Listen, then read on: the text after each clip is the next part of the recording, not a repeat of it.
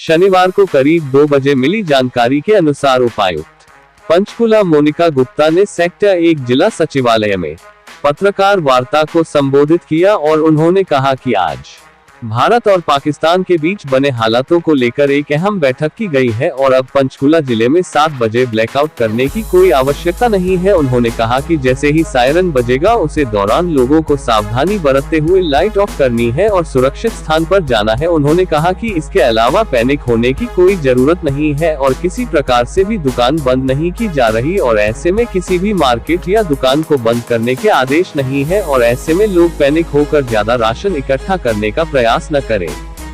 उन्होंने ये भी कहा कि बैठक में सोशल मीडिया के माध्यम से भ्रामक प्रचार पर भी नजर रखी जाए और अगर ऐसा कोई करता हुआ पाया जाता है तो उसके खिलाफ कार्रवाई भी की जाएगी। उपायुक्त पंचकुला ने कहा, आपातकाल स्थिति में सायरन बजाने पर घर की लाइट बंद रखें और अगर गाड़ी में है तो गाड़ी की लाइट बंद कर सुरक्षित स्थान पर चले जाएं। इसके अलावा उन्होंने ये भी कहा कि प्रशासन द्वारा दी गई सूचना ही सही सूचना मानी जाएगी।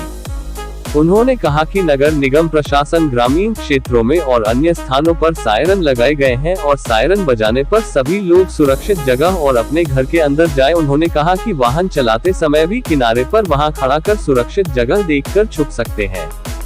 कल किसी प्रकार का कोई भी अलर्ट जारी नहीं किया गया था जिसके चलते सायरन की आवाज नहीं सुनाई दी गई होगी और जैसे ही अलर्ट जारी होगा सायरन बजाया जाएगा।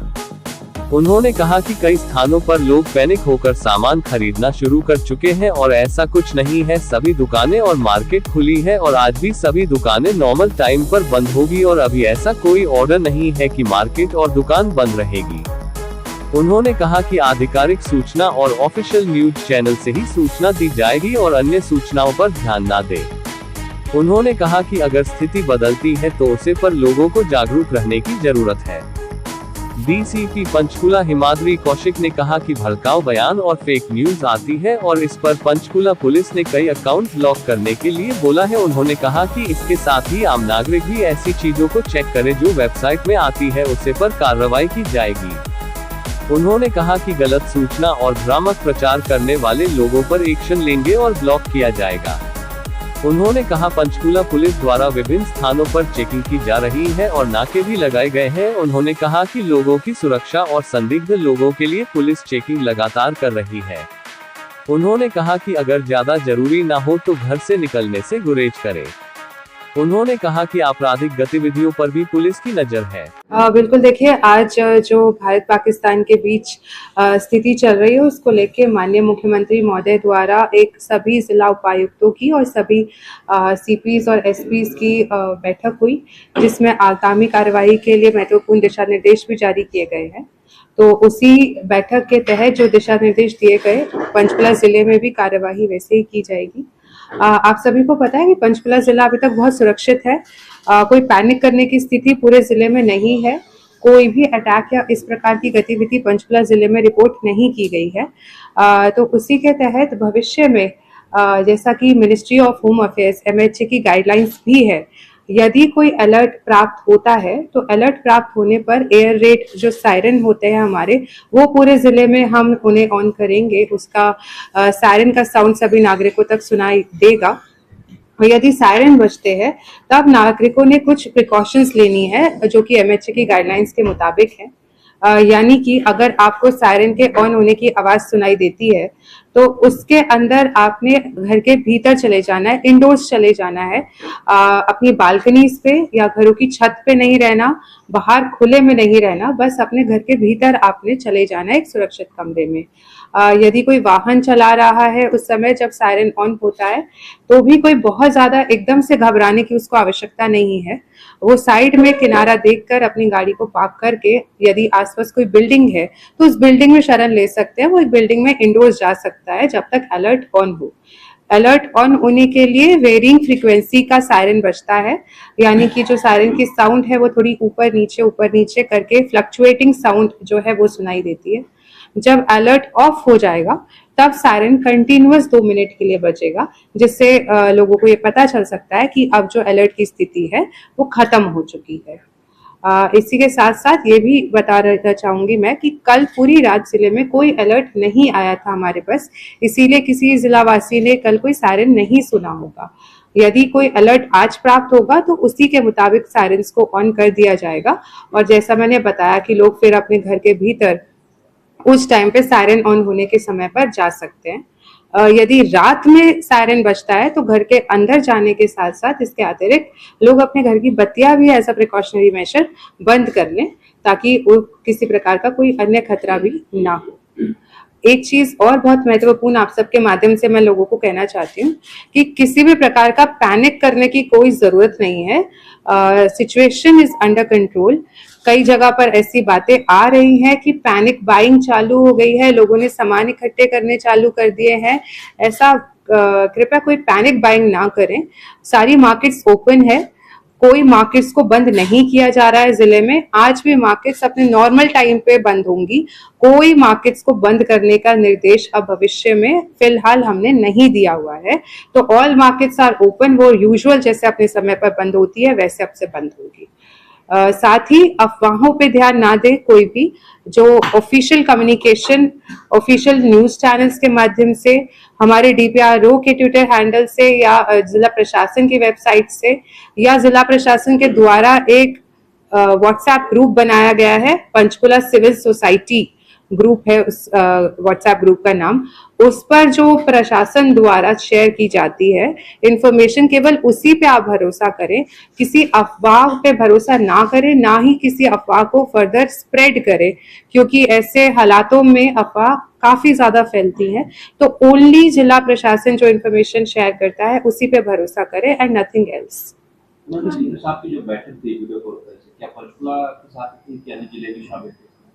जो सीएम साहब की आज बैठक हुई है वो सारे जिलों के साथ हुई है, हरियाणा के पूरे जिलों के साथ, और उसमें बल्कि प्रशासनिक सचिव जो है हेडक्वार्टर लेवल के, उन सबके साथ भी बैठक हुई है तैयारियों का जायजा लेने के लिए।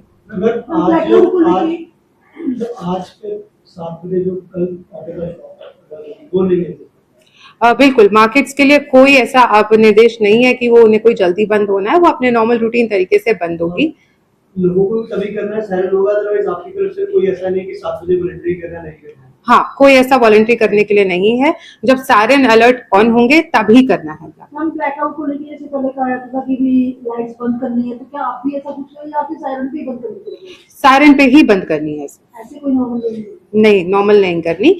सायरन जब बजेगा तभी ब्लैकआउट ऑन होना है, otherwise there is no default blackout. Otherwise कोई ऐसे बत्तियां बंद करके नहीं रखनी है। और मार्केट्स भी नॉर्मल ओपन है, लोग जाके ले सकते हैं। लेकिन हाँ, ये बात जरूर है क्योंकि जैसी भी स्थिति है कब बदल जाए नहीं पता चलता। तो यदि कोई आवश्यक काम है तभी घर से बाहर निकले। जो अवॉइडेबल एक्टिविटीज है, जो बेकार में उनको कोई ऐसे जरूरी नहीं है चीज है, उसके लिए घर से बाहर निकलना अगर वो अवॉइड कर सकते हैं तो वो बेहतर है। आवश्यक कारणों से बाहर निकले तो ज्यादा ठीक है। जो फेक न्यूज और पैनिक कर रहे हैं सोशल मीडिया में, ऐसे प्लेटफॉर्म्स हैं, क्या उन पर कोई कार्रवाई की जा रही है, या जो इंफॉर्मेशन दे रहे हैं, गलत इंफॉर्मेशन शेयर कर रहे हैं, उस पर किस तरह से कार्रवाई? एक बार टीसीपी मैडम बताएंगे इस पर। देखिए, जो भी फेक इन्फॉर्मेशन आ रही है या गलत मिसलीडिंग इन्फॉर्मेशन आ रही है या ऐसे कुछ भड़काऊ स्टेटमेंट्स दिए जा रहे हैं, उसके खिलाफ हम पुलिस में कार्रवाई कर रहे हैं। कुछ अकाउंट्स हमने ब्लॉक करवाने के लिए भी मैसेजेस दिए हैं कि ये ब्लॉक करवाए जाएं। बाकी बिकॉज ये इन्फॉर्मेशन है और मिस इन्फॉर्मेशन है, जैसे मैं मतलब हमारे ऊपर, सिटीजन्स के ऊपर, नागरिकों के ऊपर ये ओनस है कि वो चेक करें, इसको वेरीफाई करें, मिनिस्ट्री अप्रूव्ड वेबसाइट से चेक करें। ऐसा किया जाता है और ऐसा किसी भी माध्यम से आप लोगों के थ्रू भी हमारे सामने आता है कि कोई मिस इन्फॉर्मेशन या गलत कोई ऐसी चीज फैला रहा है तो हम उसके खिलाफ एक्शन करेंगे। BNS, IT एक्ट सबके तहत एक्शन करेंगे। पहले तो हम उस कंटेंट को टेक डाउन करवाएंगे।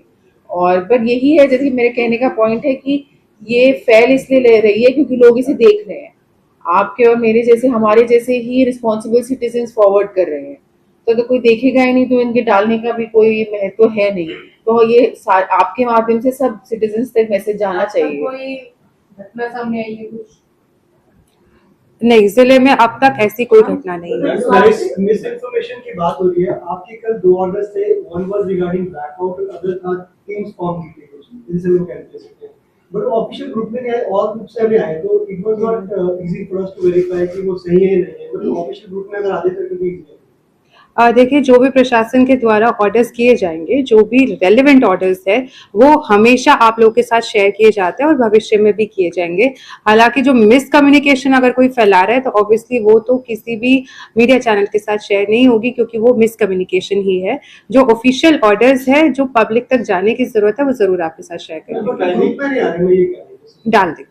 मैम पैनिक के कारण कई गैस एजेंसियां पहले ही अपना स्टॉक खाली कर चुकी है ब्लैक में, मतलब चीजों को बेचकर। उसके कारण आम लोगों को वो चीजें नहीं मिल पा रही हैं जो मतलब रेगुलर बेसिस पे मिलती चीज से उस रेट में। तो इसके लिए कोई एक्शन लिया जाएगा आपकी तरफ से? बिल्कुल, इसमें जो धारा 163 बीएनएसएस के तहत ऑर्डर्स होते हैं हमारे essential supplies and commodities act को लेकर, वो ऑर्डर्स आज ही जारी कर दिए जाएंगे और बहुत सख्त कार्रवाई यदि अगर संज्ञान में ऐसा आया कि कोई होर्डिंग या इस प्रकार की एक्टिविटीज में ब्लैक मार्केटिंग में इन्वॉल्व हो रहा है, तो उसके तहत बहुत सख्त कार्रवाई उन पे की जाएगी। शिकायत पर कार्रवाई की जाएगी?